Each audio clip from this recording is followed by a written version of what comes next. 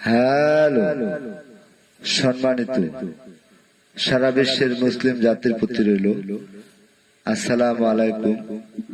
হিন্দু জাতির প্রতি রইল আমাদের পক্ষ থেকে আদাব ও নমস্কার।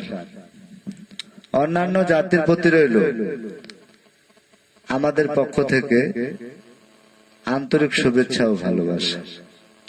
আজকে আমি যে বিষয়টি আপনাদের সামনে তুলে ধরতে যাচ্ছি সেটা হলো আমাদের কবিরাজদের ব্যাপারে কিছু কথা বলতে চাই।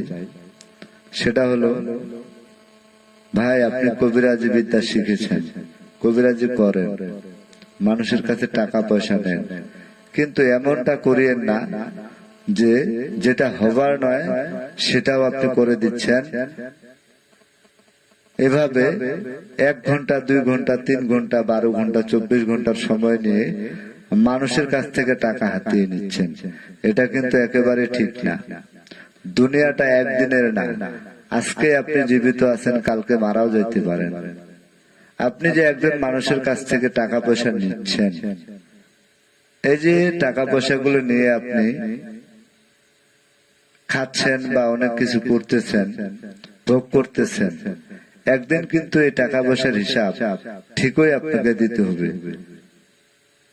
ইহকালে না দিলেও পরকালে আপনাকে সেই হিসাবটা দিতে হবে।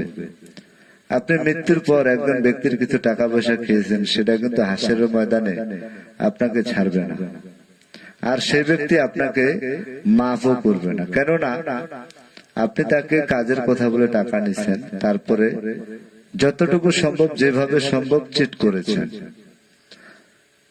আপনাদের মতো 2-1 জন প্রতারকের জন্য সারা বিশ্বে, সারা বাংলায় আজকে কালো ছায়া নেমে এসেছে, কবিরাজদের নামে আধার নেমে এসেছে। কেন ভাই? আমরা কি দোষ করেছি? কর্ম করার মতো অনেক রাস্তা রয়েছে ভাই।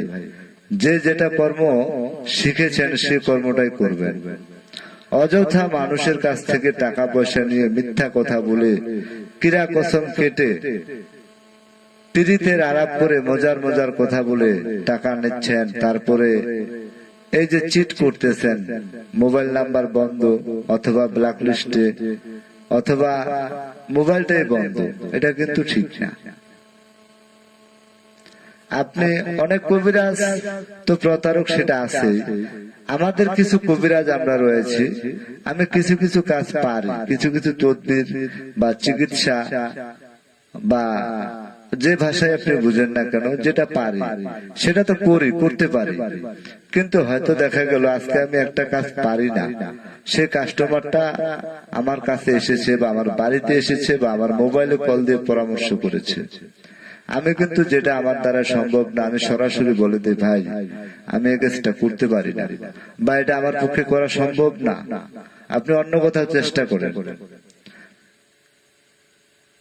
তাহলে আমার মনে হয় কাস্টমারটা আপনাকে সম্মান করবে। যদিও আপনি তার কাজ না করেন, তার চোখে আপনি সম্মানের দৃষ্টিতে থাকবেন, আপনাকে সারা জীবন শ্রদ্ধা করবে, সম্মান দিবে। আর এই যে 2000, 4000, 5000 টাকা মানুষের কাছ থেকে নিয়ে আপনি এই যে চিট ব্যবসা করেন, এটা একেবারে ঠিক না।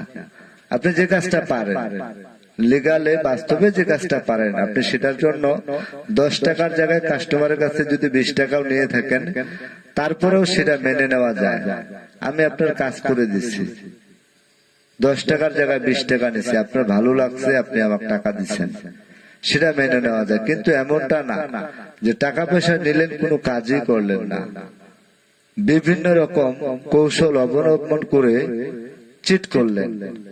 আর এরকম 2-1 জন প্রতারকের জন্য আর 2-1 জন কবিরাজের জন্য সারা বিশ্বের, সারা বাংলার কবিরাজদের নামে আজকে বদনাম। আপনার কাছে আমার অনুরোধ থাকলো, ভাই এই ধরনের চিট ব্যবসা ছেড়ে দেন। আপনি যেটা পারেন সেটাই করেন, যেটা পারেন না সেটা পারি বলে কারোর সাথে কথা দিয়েন না। বেশি কিছু আমি বলতে চাচ্ছি না, কারণ আমি একজন সাধারণ কবিরাজ, ছোট্ট কবিরাজ।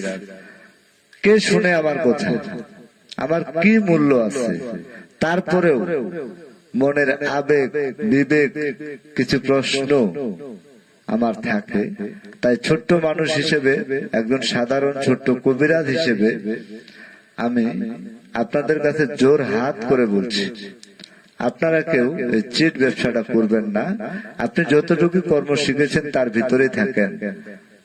এমনও প্রমাণ আছে যে আপনি লিগালে যদি ব্যবসা করেন, সঠিক তদবির দিয়ে থাকেন, একটা তদবিরের উপর বা একটা কর্মের উপর আপনি অনেক সফলতা পেতে পারেন, যদি সেটা হালাল হয়, বৈধ হয়। আর যদি আপনি বেহালাল অবৈধ ব্যবসা বা কর্ম বা জীবিকা অর্জন করেন, তাহলে যত টাকাই আপনি ইনকাম করেন না কেন, আমাদের গ্রামের ভাষায় একটা প্রথা রয়েছে, চোরের বাড়িতে কোনোদিন নাকি বিল্ডিং উঠে না। আরেকটা কথা রয়েছে, চোরের 10 দিন, গৃহস্থের 1 দিন। যাক, আর বেশি কথা বলে আমি কারো মনে কষ্ট দিতে চাই না। সারা বিশ্বের যত ধর্মের, যে কোনো ধর্মের, যে কোনো ধরনের কবিরাজদের সকলের প্রতি আমার রইল আসসালামু আলাইকুম।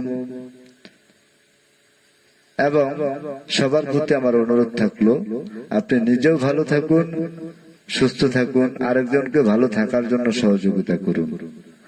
আর একজনের জন্য যেন 10 জনের বদনাম না হয়, এই সমস্ত কবিরাজের প্রতি থেকে যেন আস্থা উঠে না যায়। এই জন্যই আমি এত কথা বললাম। আমার কথাবার্তায়, চাল চলনে যদি কেউ আঘাত পেয়ে থাকেন, তাহলে ক্ষমার দৃষ্টিতে দেখবেন। ভুল ত্রুটি মার্জনীয়। খোদা হাফেজ।